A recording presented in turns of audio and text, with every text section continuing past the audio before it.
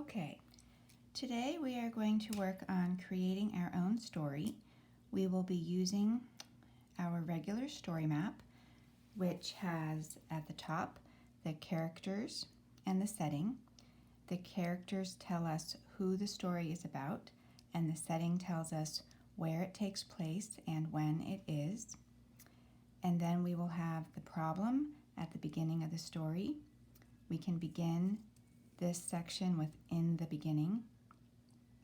Next, we will have the events. An event is something important that happens in the story.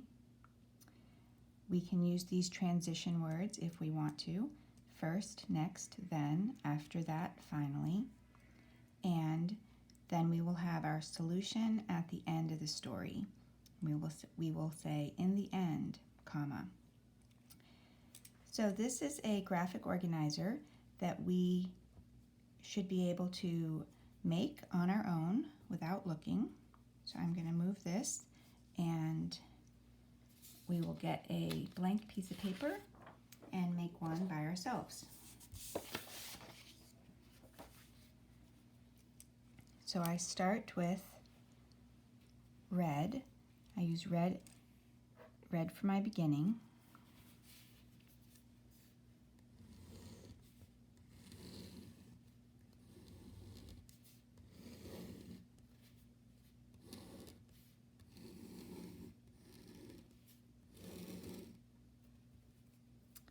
And this will be my characters.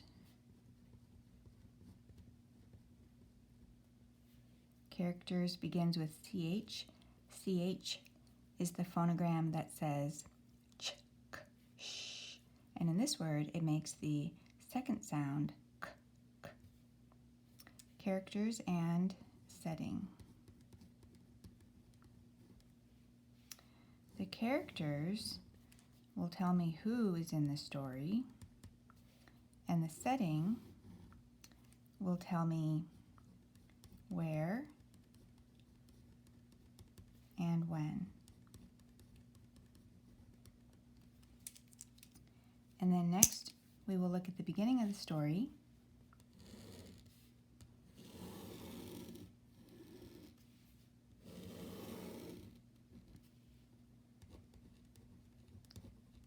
Not every story has a problem in it, however. Our story is going to have a problem. Okay, next we have our events that will help solve the problem. This tells us what happens in the story. And we will look to have somewhere between 3 and 5 events. And then at the end,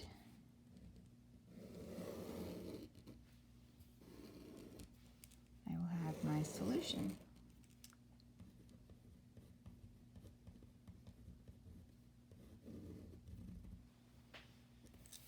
Okay.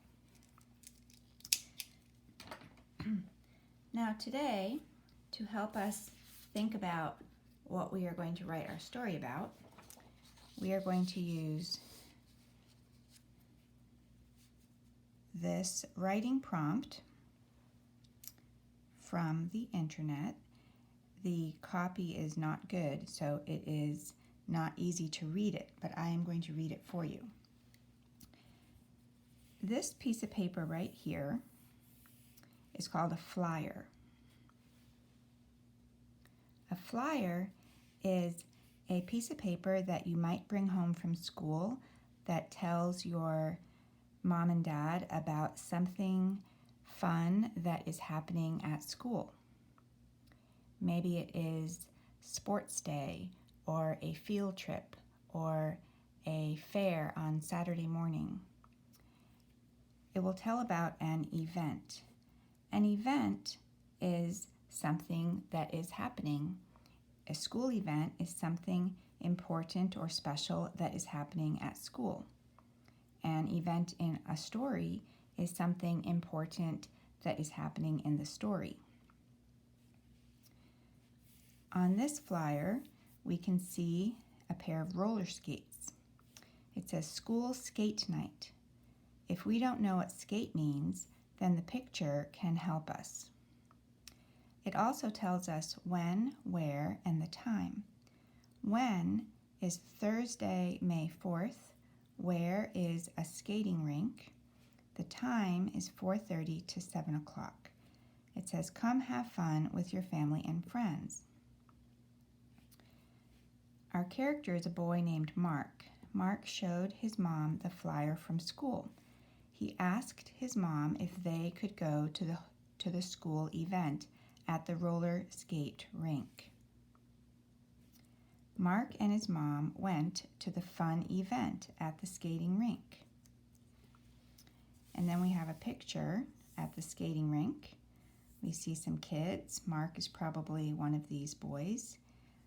Over here we have some people who are eating. This is the place where you can go to buy your food. This is called a concession stand. And down here we have what we're looking for. This says writing prompt. And this tells us what to write our story about. It says write a story about Mark's skating night. And then what is really helpful is there is a word box. And in the word box, it gives us the spelling of some words that we might like to use in our story. We have roller skate, skating, skates, races, games, balance, fall, concession stand, pizza, drinks, and popcorn. Balance is what keeps us from falling. If we keep your balance, keep our balance, keep my balance, then we will not fall. If we fall, it is because we lose your balance. You change this depending on who it is. We say lose your balance when you fall, keep your balance when you do not fall. So let's work on planning our story map. We have the characters and the setting given to us right here. We know that the characters are Mark and his mom. So I will go ahead and write down Mark and Mark's mom. I put the apostrophe before the S, Mark's mom. And we know the where is the skating rink.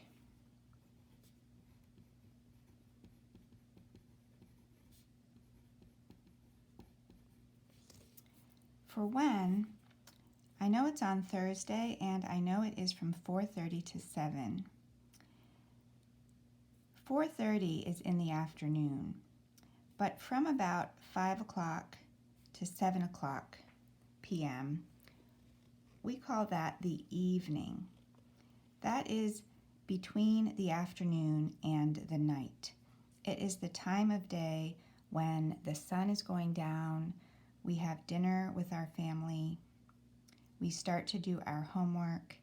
This is the evening. So I'm going to call this Thursday evening.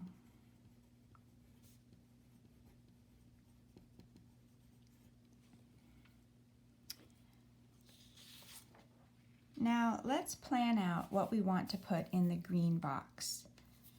This is the beginning of the story. And before we say the problem, we need to introduce the characters and the setting. In fact, at the very beginning of a story, we need to give some information. We need to say who is in the story, where they are, when it is, and what they are doing.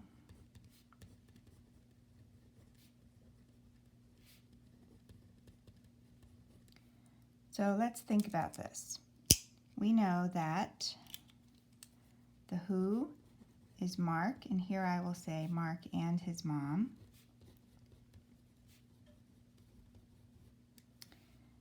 For the skating rink,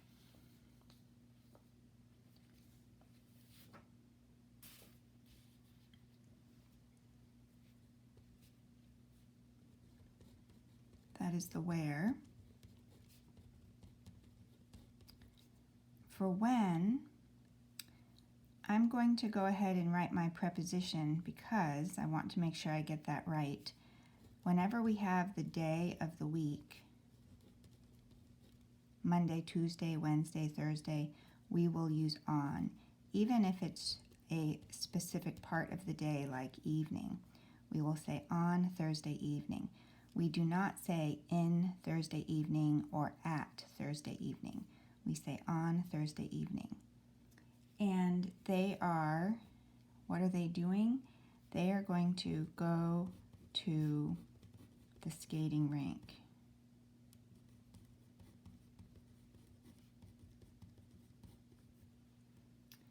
So for my first sentence, to give this information right here, I can start with my subject. This is my subject here. And I can say Mark and his mom. And what do they do? I'm going to say go. Now this is two people, 1, 2, so I do not want an S at the end of go. Mark and his mom go where? To the skating rink. I'm going to use my pink because this is a prepositional phrase telling us where they are going. Do you see I'm writing to the prepositional phrase? Whoops. We'll just go like that. All right, they are not going to the prepositional phrase. They are going to the skating rink. Whoops, my whiteout here is having a little trouble. Skating rink. So now I have the who and what are they doing and where are they going and the when. Mark and his mom go to the skating rink, and that is another prepositional phrase that tells us when. On Thursday evening.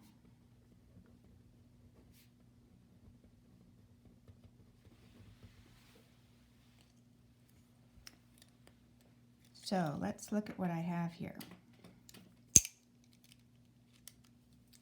We have our subject. This is who it is about. We have what they're doing. That's our verb. Okay, so we can say check, check. We have where they're going, which is to the skating rink. Check. And we have when they're going, which is on Thursday evening. Check. Now, I have a choice to make about this sentence. In a story, things happen in an order, right?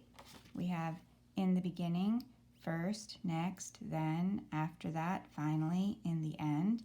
And so when things happen is important. And the person who is reading our story needs to always be clear on when things are happening. So it can be helpful in a story to take the part of the sentence that is telling us when and give this information first to the reader. So we can take this phrase on Thursday evening and we can move it to the beginning of the sentence. We can move it from the end to the beginning. If we do that, we will need to put a comma after it. So let's go ahead and see what that would look like. I have my scissors here.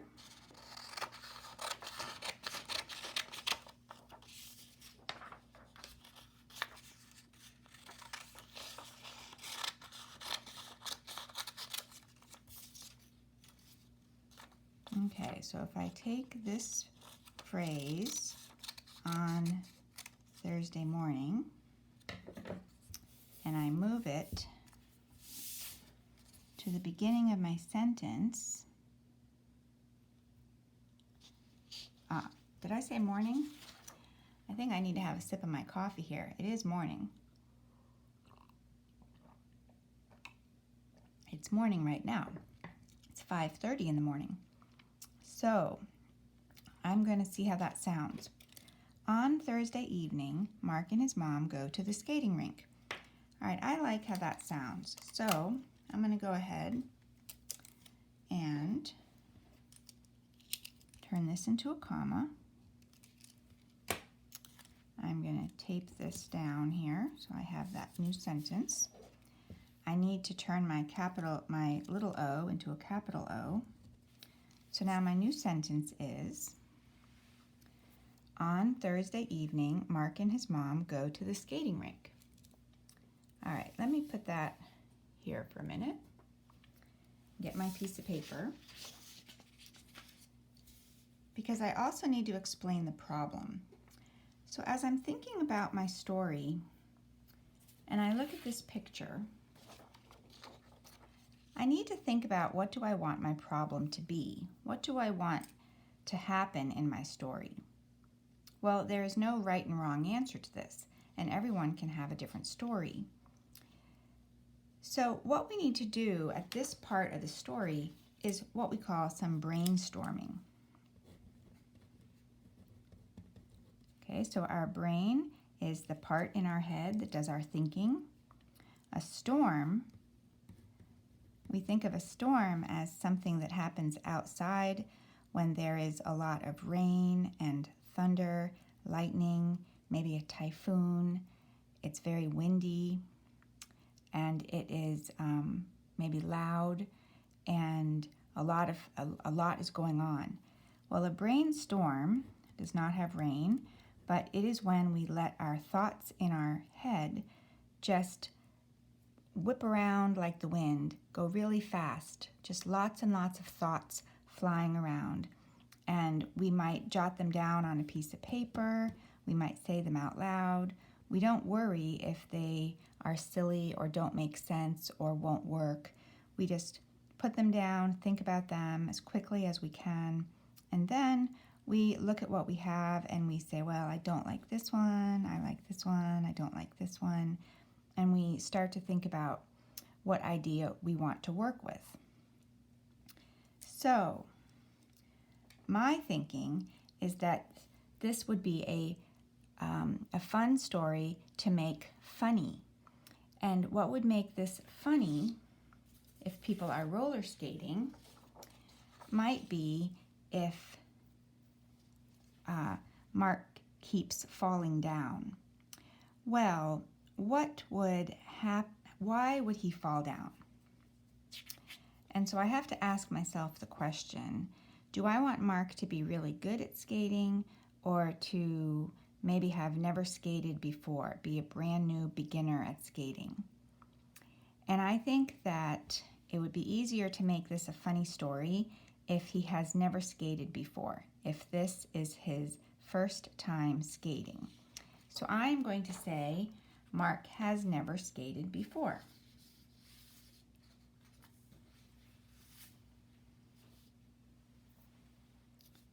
So let me get rid of this here.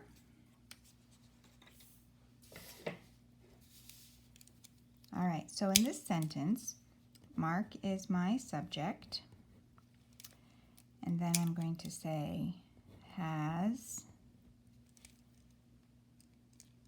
and then I'm going to write the word never skated before, period. I am wondering if you saw the video when I talked about adverbs of frequency. This is an adverb of frequency.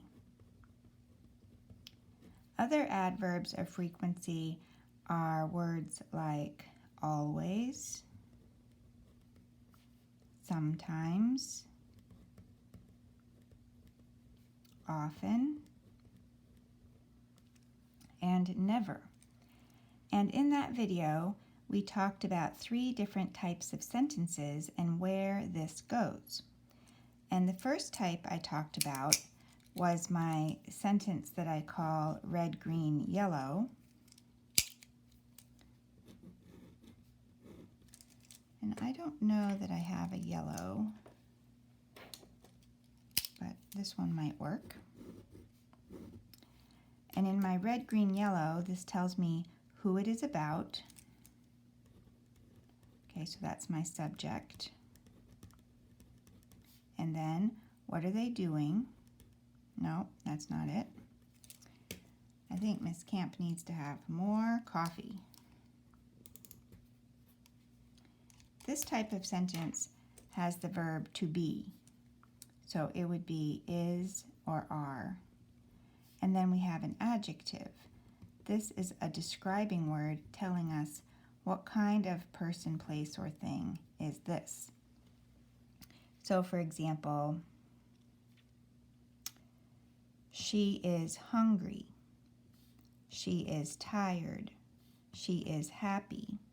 And in this kind of sentence, we put the adverb of frequency right here, after the verb is or are, and before the adjective. She is always happy. She is often happy. She is always hungry. She is never bored. Boy, wouldn't that be great? All right, that was one type of sentence. And the other type we did had our subject, which is who. That's the subject. And then we had an action verb. This would be something that we're doing. And then we may or may not have an object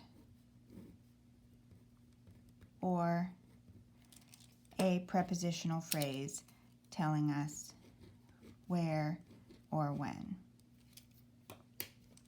So for example, she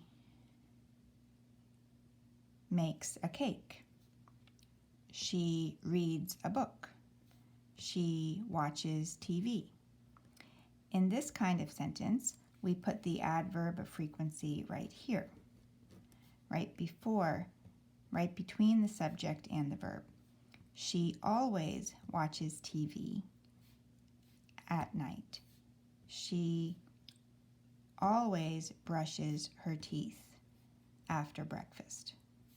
She never watches TV on Monday. So it would go here. The next kind, this was the first kind we looked at, and this was the next one. And then this one is the one I want to mention to you. We had our subject, okay, our who. And then I talked about a new two-part verb that I hadn't talked about before. And this one is a two-word verb, and this one would be has or have. And then here we would take our action verb, our doing verb, and we would put ed on the end of it. For example, Mark has skated. So this would be skated. Mark has skated. And then we could say when, before.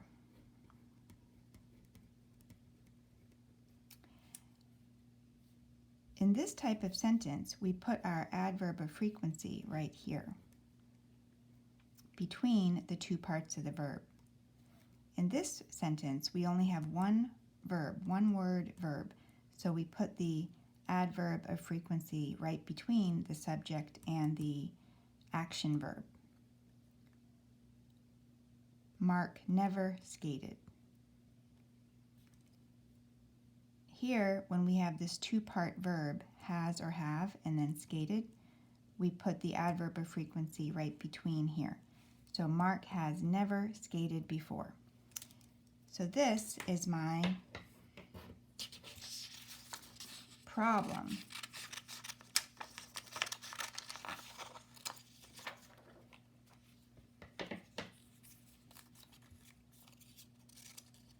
Okay, now I have these two sentences and I want to combine them. I want to glue them together. So if you saw the video on compound and complex sentences, you know that I have two choices. So one choice is to use the orange, my orange glue, my orange list. This would be and, but, and so. My other choice is to use from the purple list. And these were words like if, when, because, even though, although. So let's look at the orange first because this is easier. The orange makes the compound sentence.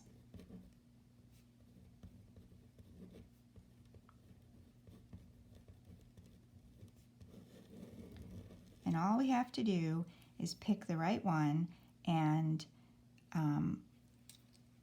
put the two sentences together. So let's see which one would make sense. On Thursday evening, Mark and his mom go to the skating rink. And, but, or so. Did you say so? Nope. But, yes. This is the one that would make sense. On Thursday evening, Mark and his mom go to the skating rink. But Mark has never skated before. This is a good word to use to really emphasize that this is the problem. So all we have to do is, this should be a period. Can you see it here? And then we're going to turn that into a comma. And then we're going to put but. And I'm going to use orange, right?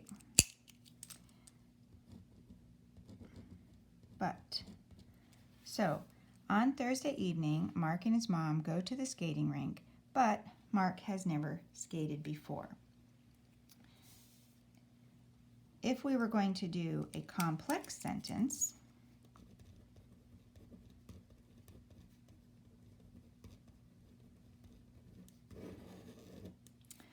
the two conjunctions, that's that fancy word for the glue, the two conjunctions that are similar to but are even though and although.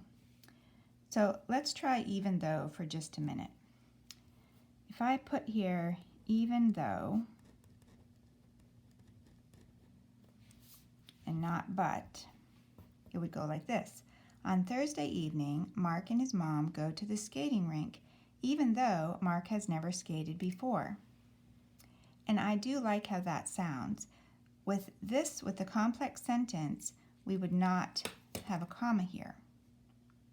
That's the difference in the rule. If we have but Mark has never skated before, then we do need a comma. If we have even though Mark has never skated before, then we don't have a comma. Now what you might remember is that the great thing about the purple words, I'm going to cover up but for a minute. And if I do that, then I need to get rid of my comma here. The great thing about using the purple words is that we can actually take this and move it. We can switch it and move it to the beginning. But remember, if we do that, if we take this and move it to the beginning, then we do put a comma. And this would have to be a capital E. So then this would say, even though Mark has never skated before, on Thursday evening, Mark and his mom go to the skating rink. And we could do that. We would have a comma after this, and we would have a comma after this, because this is the end of this sentence that we move to the front of it. If I was going to put this at the beginning, I might look and see what it would sound like to put my when back here at the end. So then I would only have one comma here. Even though Mark has never skated before, Mark and his mom go to the skating rink on Thursday evening. I would need to turn this back into my little O. So that would be another way to do it. There's many ways to organize this sentence.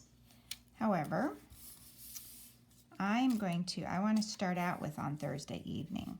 So I'm going to put this here. And even though I like how even though sounds, I'm going to go with but. So my conjunction is going to be but. That is orange, which means I need this to be a comma. And this needs to be my period. Okay, so now I have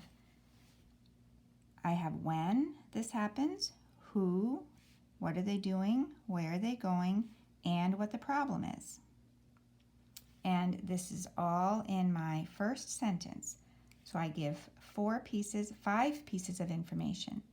When, who, doing what, where, and the problem. So now I'm going to get my story map. And even though I put a lot of thinking into that first sentence, that is a good idea to really think about your first sentence and make sure you are answering those questions. So here's my problem. On Thursday evening,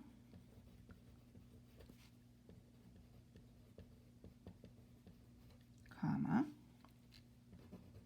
Mark and his mom go to the skating rink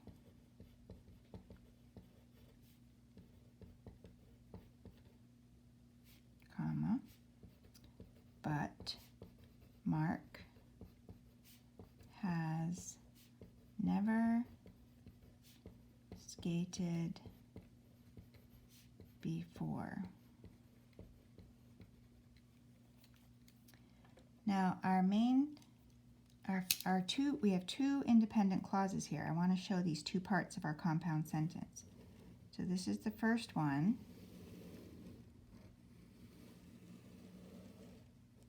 Okay, and here's our conjunction, and then here's our second one. So our conjunction, I lost my pen, is this word here. And here's our comma. In this first sentence, in the first part here, on Thursday evening, Mark and his mom go to the skating rink. The reason we have this comma is because this prepositional phrase, on Thursday evening, used to be at the end, and we moved it to the beginning. It used to be, Mark and his mom go to the skating rink on Thursday evening. And we took this phrase right here, and we moved it up to the beginning, and then we put a comma after it. But inside this blue box, that is the first part of our compound sentence. This is sentence number 1, and this is sentence number 2, and we combine them into one compound sentence. So this right here is a compound sentence. That's a U, and then an N. I wrote a little messy.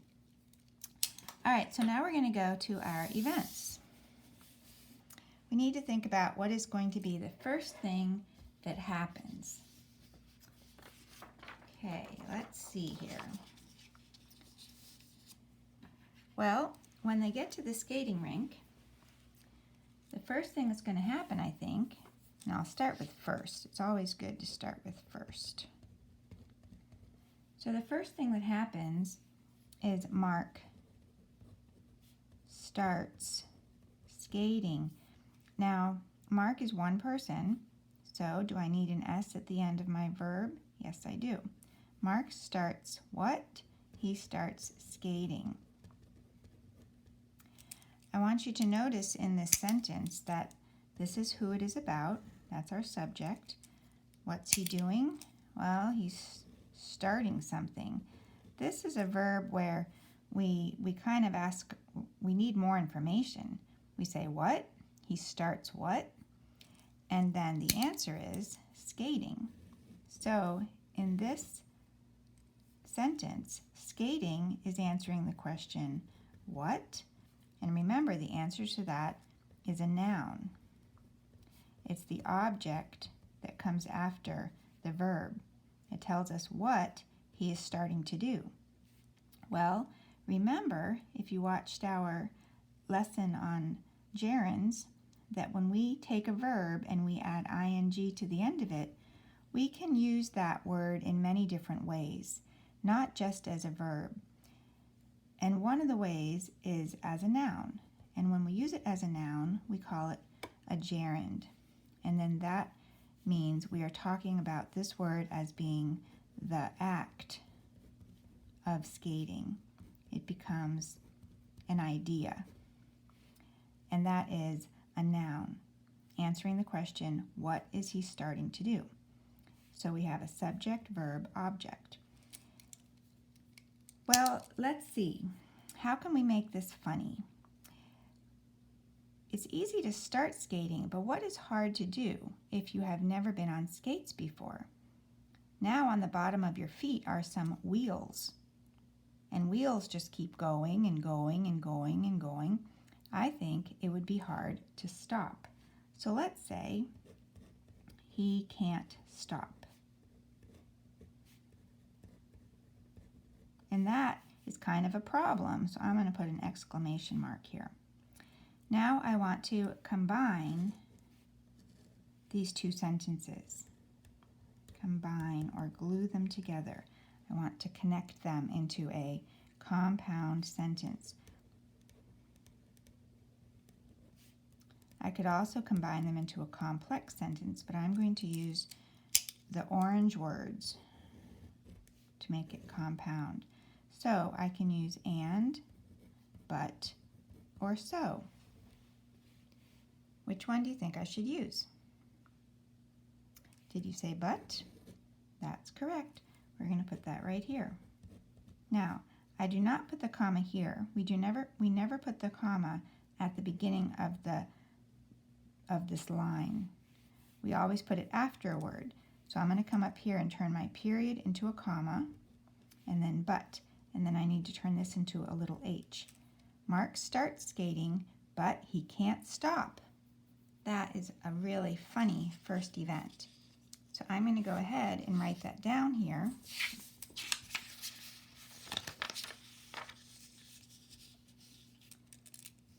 On my paper.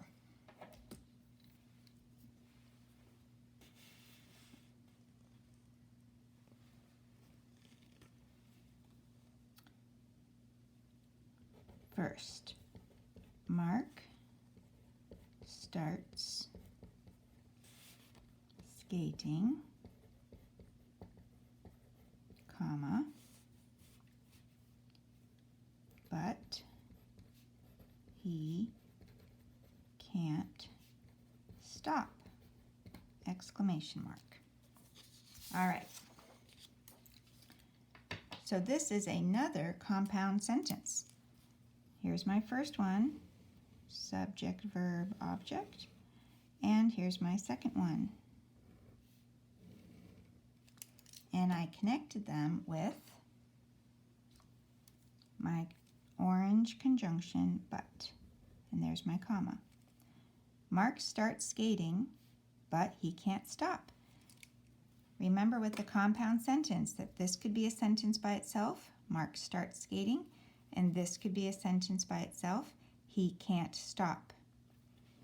So when you have a compound sentence, it started out with two complete sentences. Each one of them has a subject, and each one of them has a verb.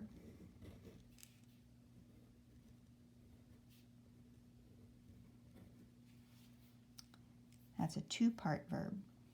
Mark starts skating, he can't stop. This is a sentence, this is a sentence. And then we glued them together using but.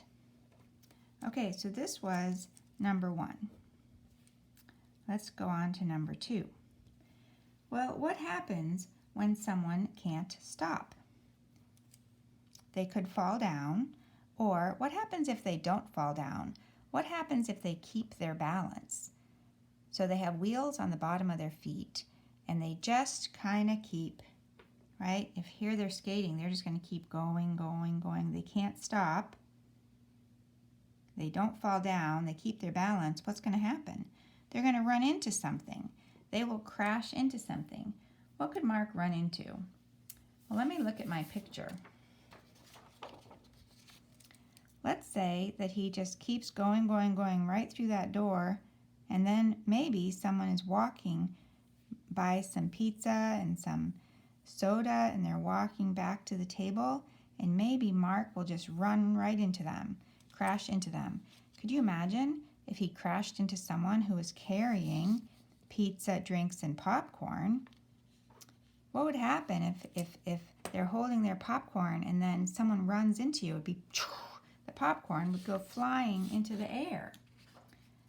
And that would be kind of funny for my story. So I'm going to say, let me get my practice paper here. I'll get a new one here. Let's say that Mark now runs into is a verb phrase. It's a two-part verb. There's two words here. So this is called a verb phrase. If you watched the lesson on phrases, then you would have seen some verb phrases. That's when two words are doing the job of one part of speech. In this case, it is being the verb, the one verb, what Mark is doing. Mark runs into who or what? Into a person. Mark runs into a person who is carrying pizza, drinks, and popcorn. So my subject is Mark. This is who my sentence is about. What is he doing? Okay. What is he doing? This is my verb, runs into. And then I have to say what. He runs into what? Or who, in this case. Mark runs into a person. But we need more information about this person. Okay? He's not going to run into any person. We want to know which person does he run into. So I am going to write it down, and then I'm going to tell you something about this clause. So I'm going to use a new color here. I think I will use black. Runs into a person who is carrying, and then I'm going to list three things. 1, pizza, drinks, and popcorn. Okay, if you saw the lesson on what to do when we have three things, like three nouns, do you remember what to do? We're going to go comma after the first one, comma after the second one, and then we're going to put and before the third one. So pizza, drinks, and popcorn. Okay, I want to talk to you for just a minute about this, about what I just wrote here in black. Who is carrying pizza, drinks, and popcorn? So in this, we have somebody who is doing something, and then we say they're carrying what, and they're carrying three things. Okay, so here we have, this is somebody, so this is a subject, and then here we have what they're doing. So this is a verb. And then we have the answer to what are they carrying? So this is an object, and there's three of them. Now, do you remember what we call a group of words that and this is a group, this whole thing here,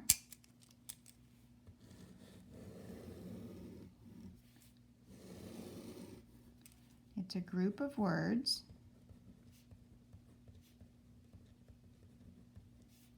It has a subject and it has a verb, both. Now, we did learn in the lesson about phrases that a group of words that does not have both a subject, did I say has a both? We did learn in the lesson about phrases that a group of words that does not have both a subject and a verb is called a phrase. But this one does have both a subject and a verb, a subject and a verb. And so this one is called a clause. And then in our lesson about the compound sentence and the complex sentence, when we were talking about the orange words and the purple words, we learned that a clause can either be a sentence by itself, and I've been putting a blue box around those. If it can be a sentence all by itself, we call that an independent clause. It can be a sentence all by itself, and it will have in it a subject and it will have a verb. But we also learned that if we take one of the purple words and stick it at the beginning of an independent clause, where's my blue? That now this whole thing becomes a dependent clause.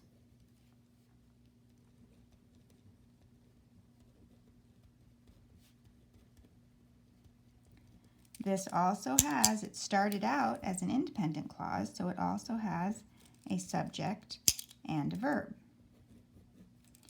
But when we put one of these words in here, one of these conjunctions that are purple, I use purple, like because, or when, or even though, this cannot be a sentence all by itself. So this is not a sentence.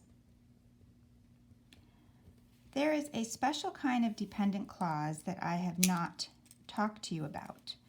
It is called the relative clause, and it's a type. The difference is, instead of using these purple words, it's going to use these three words, who, or which, or that. And these are not called conjunctions. I have not done a lesson on this yet. These are called relative pronouns, and you do not need to know that, but I will write it down here. But it would be just like this, where in a relative clause, you can have,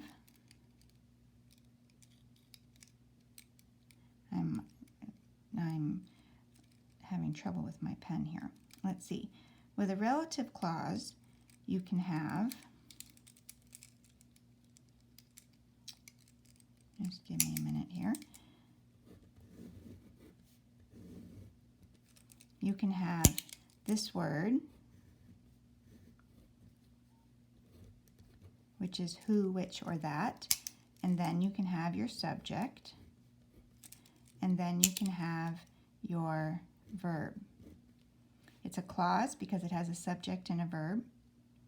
It's a dependent clause, a type of dependent clause, because when you put this here, you cannot, it cannot be a sentence by itself.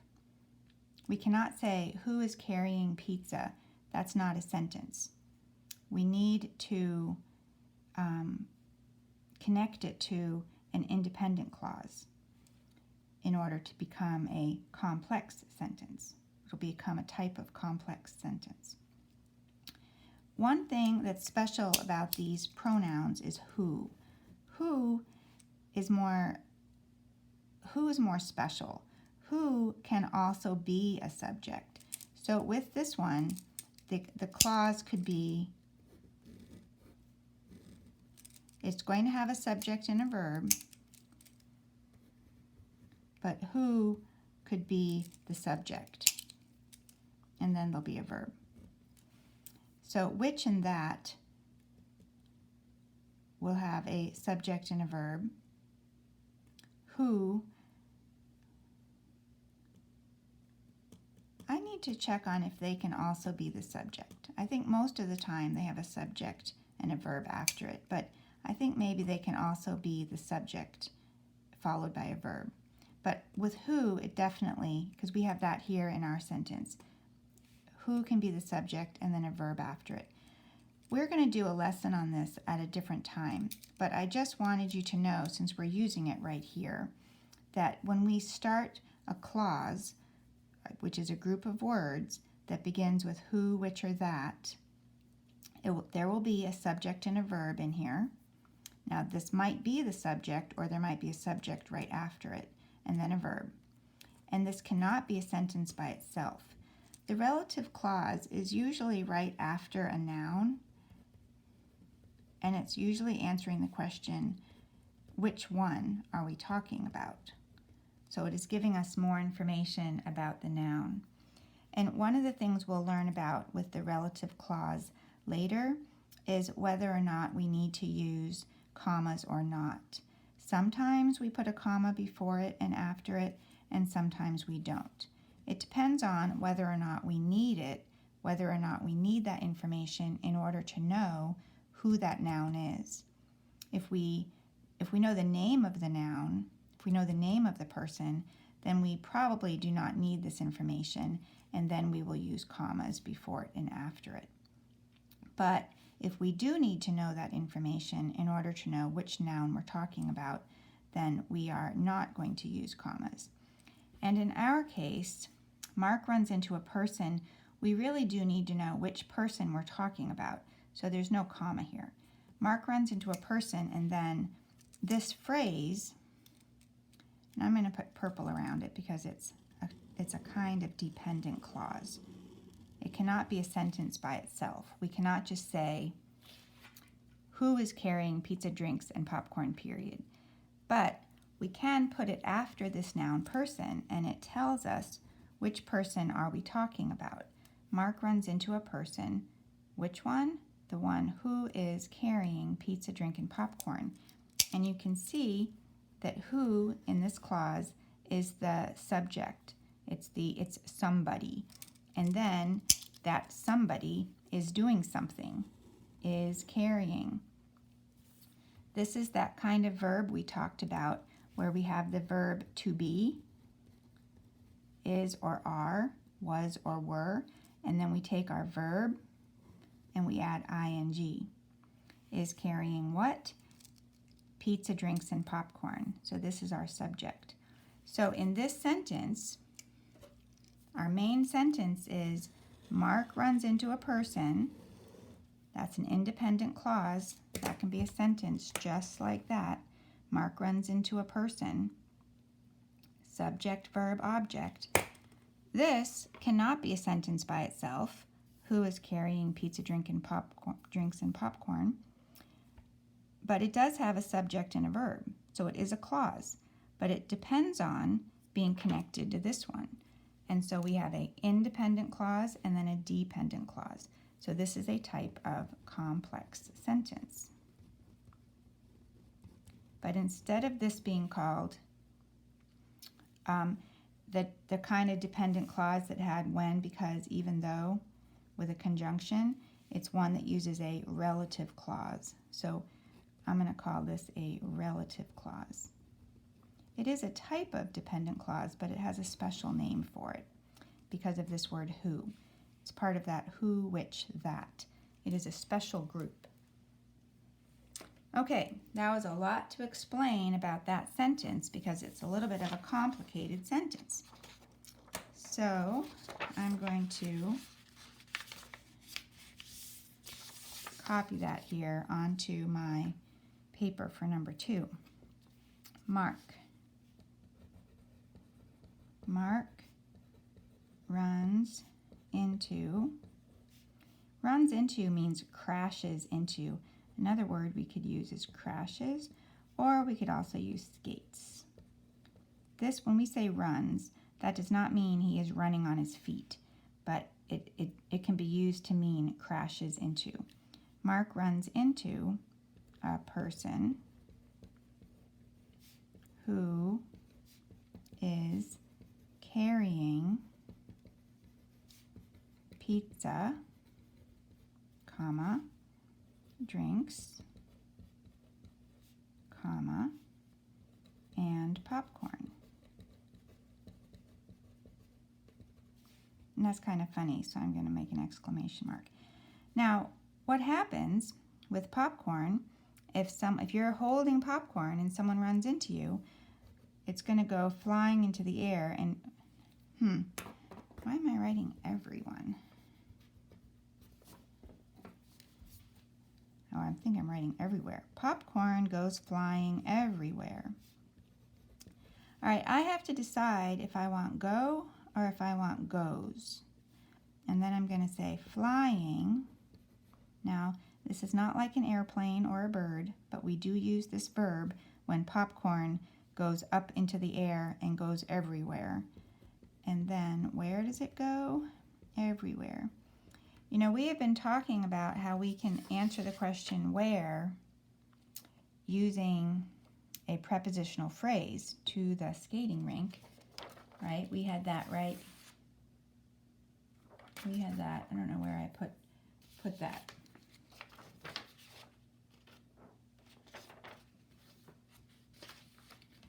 It's gone. To the skating rink is a prepositional phrase that answers the question where, but we can also answer the question where with just one word. When we answer the question where or the question when using just one word, that is when we call it an adverb.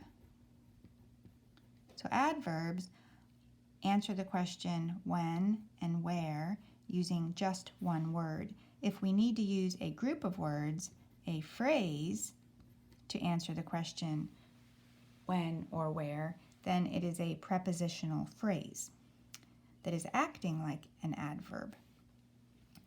So let's go back to our popcorn go or goes. Okay. Something I want to tell you about popcorn reminds me of when we have a classroom. Let's put 6 students in our classroom. So we'll put 6 desks. So those are our 6 students. If I write 6 students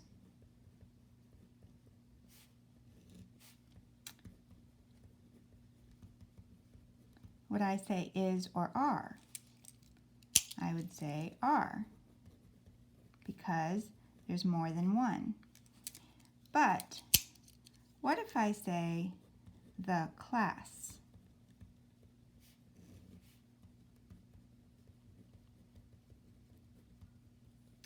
Well, the class is looking at this whole group. In that room is only one class. So the class is turning these 6 students into one class or a group. So this is just one class, and so we will say is. The class is. This one class is studying. Popcorn is kind of like a class. So if this is my pieces of popcorn,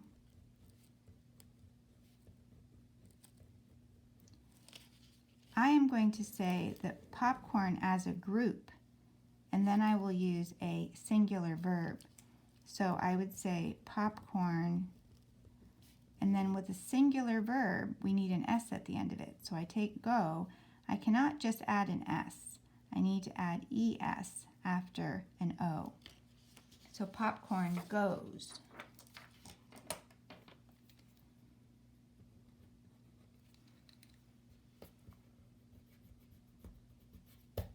Okay. if you want to add something a little bit more here, you could say, maybe the person he runs into might say something like, hey, watch where you, apostrophe R-E, where you are going, shouted the person. This is a little s. You could also say, the person shouted, comma, hey, watch where you're going, exclamation mark, unquote. All right, now we're going to go to, this is all kind of like almost one event, right? When we're writing it as a story with paragraphs, this would be one paragraph.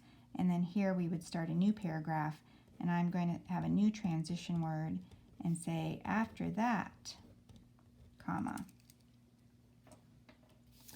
All right, well, what's going to happen after this is done? I'm going to say, Mark starts skating again.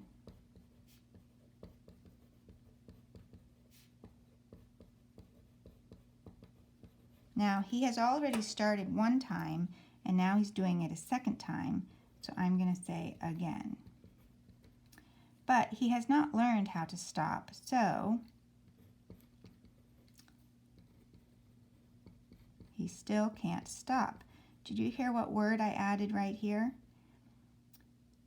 He can't stop the first time, and he can't stop the second time. There's another word I can use here that means it's a similar meaning to again.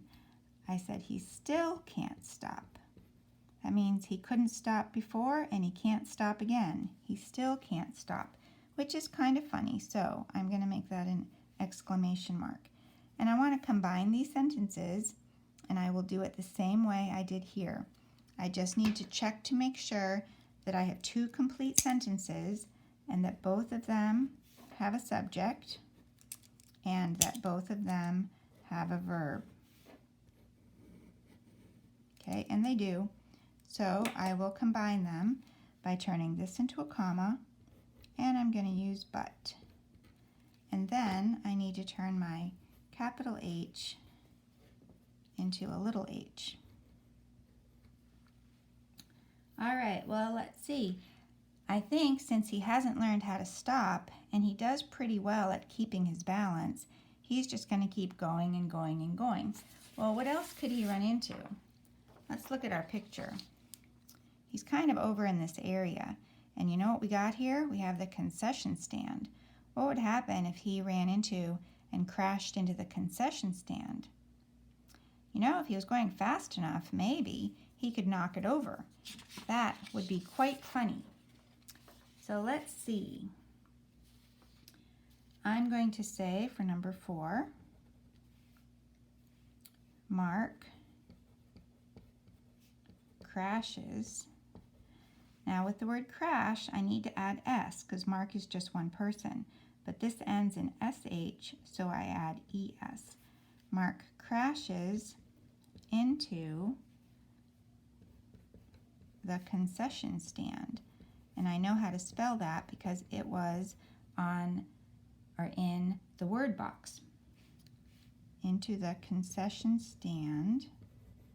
Mark crashes into the concession stand, and I want to say he knocks it over.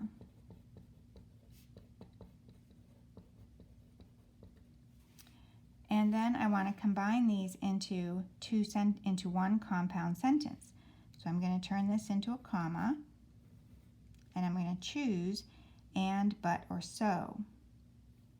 And I think I'm going to choose and. And then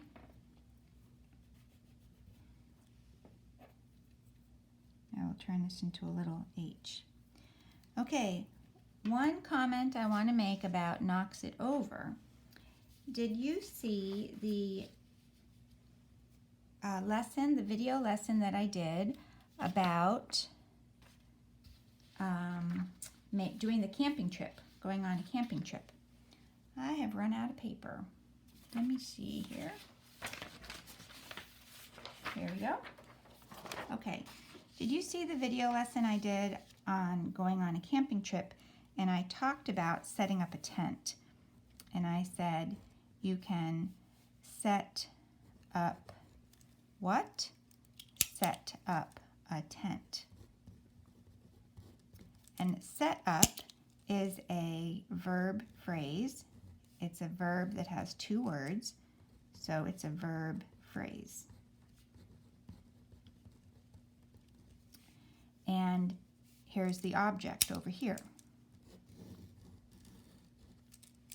And I said that you could, if you have they set up a tent, or we set up a tent, or you could have he, and then you would put an S. And where do you put the S when you have a two-word verb phrase? You put it right here. He sets up a tent. You could also say, if she's doing it right now, you could say is setting. Now, when we do this two-part verb of is setting, the first part is the verb to be, which is or are, and then this one needs to have the ing, right? That's our two-part verb when we have the verb to be, is or are, was or were, and then we put here the ing. Well, how do we do that when we have a two-part verb, two-word verb? We're going to add it to, double the T, add ing to set. That's the verb. Up is when we have a verb phrase, usually the first word is the verb and the second word is usually a adverb, and it becomes part of this verb. So we're going to put it here. She is setting up a tent. But I also said that with this, when you have a verb phrase like this, you can choose where you want to put the object. You can put it here at the end, or you can put it in between the two words of the verb phrase. So you could say, they set a tent up, or you could say, they set up a tent. Okay, so either one is okay. You could say, they set a tent up. Okay, so we could make that we. And then our verb is here. It's a two-part verb, two-word verb. Set up is the verb, and the object got put in the middle.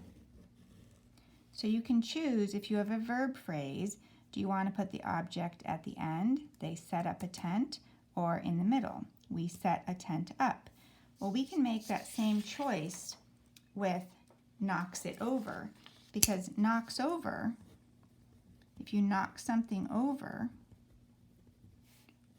or it's one person, we put an S, knocks over, you can choose to put it over here or over here. Well, with this one, actually, only one of them would make sense. Knock over it, or knocks it over. It makes more sense to put it here. So we're going to put the object in between the two parts of the verb phrase. With a verb phrase, I know we look at the second word, like up and over, and we think, well, it's a preposition.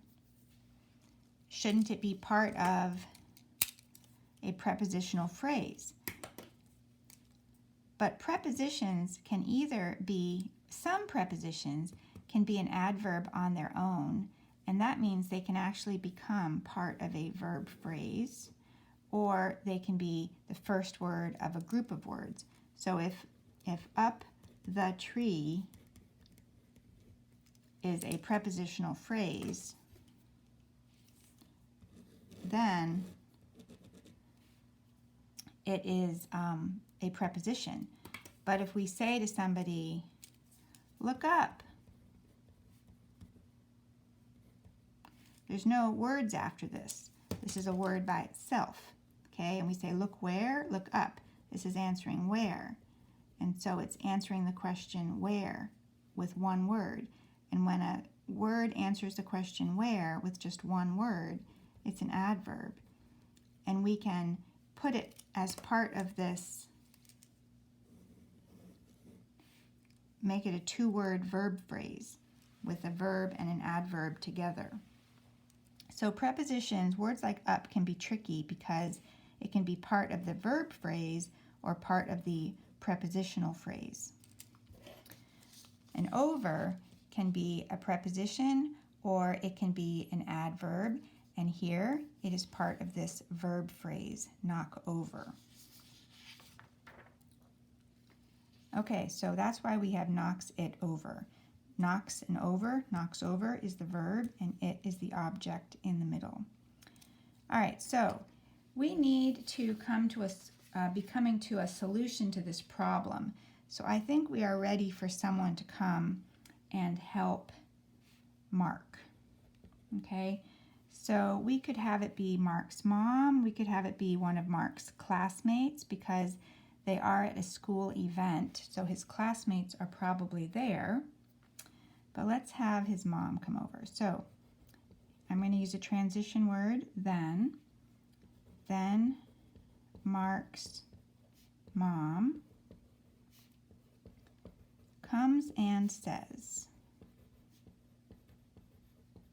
comma, quote, you need to learn how to stop, exclamation mark. I will, and you could have show you, teach you. Okay, mom to the rescue. Notice in this sentence that we have only one subject and she is doing two things. She is coming, there's an S at the end because this is one person, and she's going to say something. And there's an S at the end because she is one person. So the mom is doing this and the mom is doing this. So one subject is doing both of these things.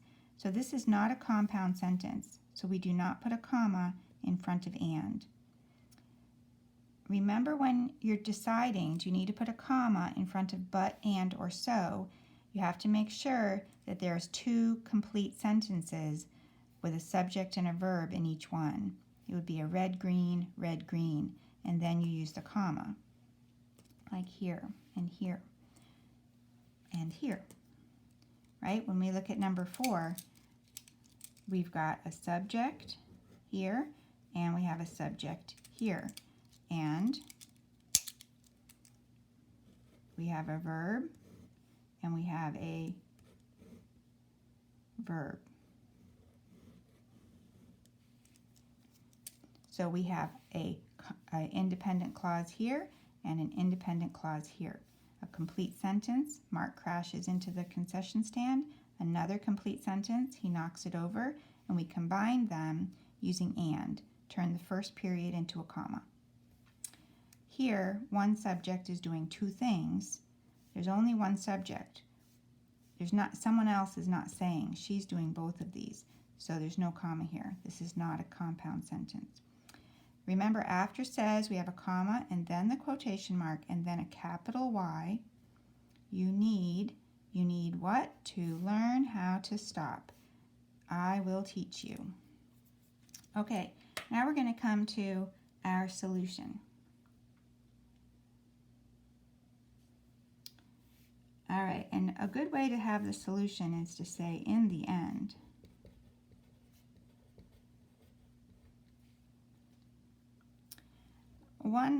I'm not going to talk too much about this, but if you watched the video on phrases, you would have heard mention at the first or second slide the infinitive phrase,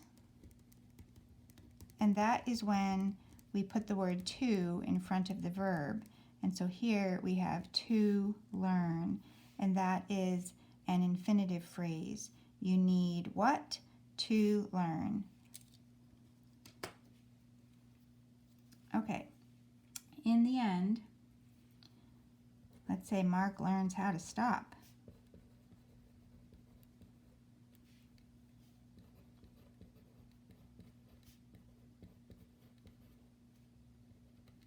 All right, let's wrap it up with Mark saying something here.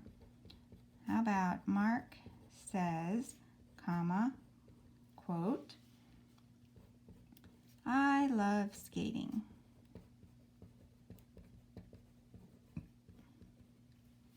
Subject, verb, object. I love what? Skating. So here, skating is the ing form of skate. This is the gerund. Okay, this is the object of love. I love what? Skating. I love skating. I can't wait to come again.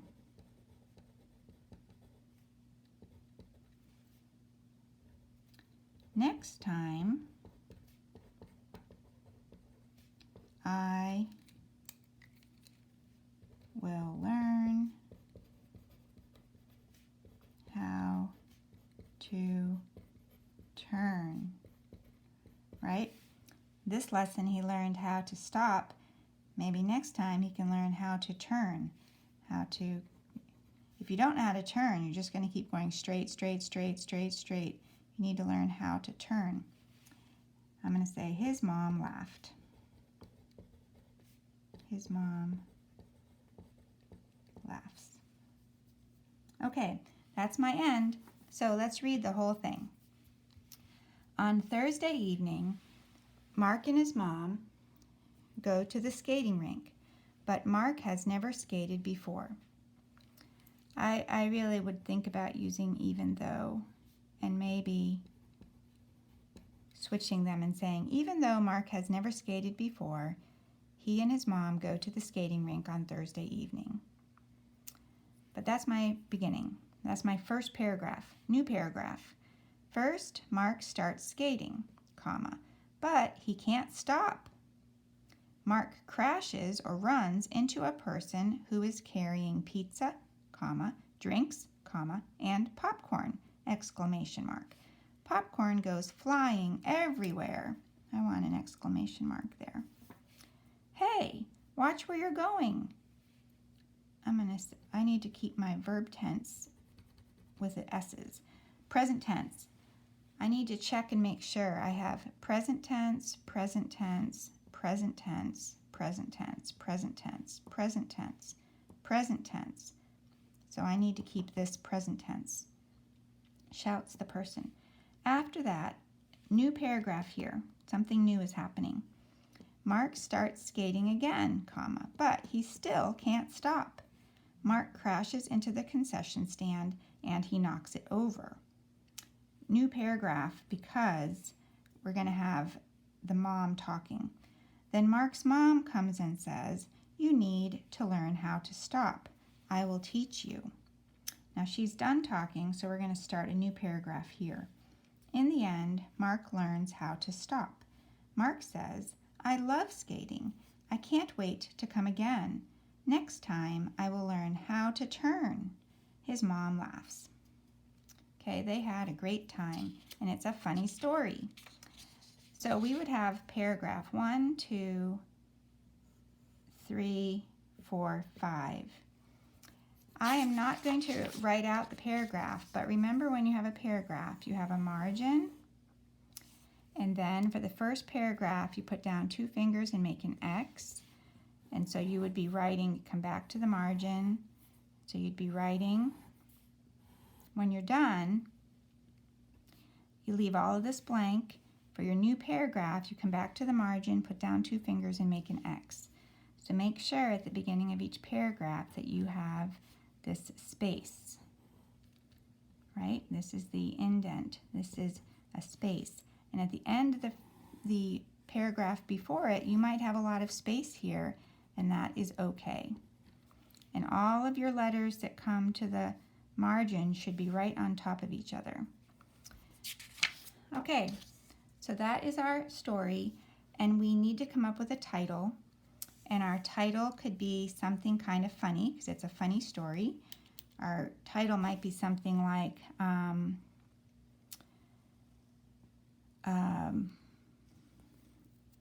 well, coming up with a funny title takes some time, but it could be something like,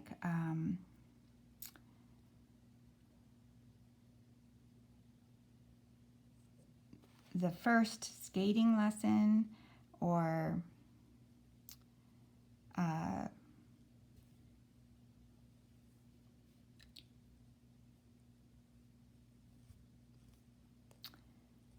well, I'm not really thinking of a funny title at the moment, but we would have our title for this story. If I think of a funny one, I will add it in the comments. Okay, that's it for today.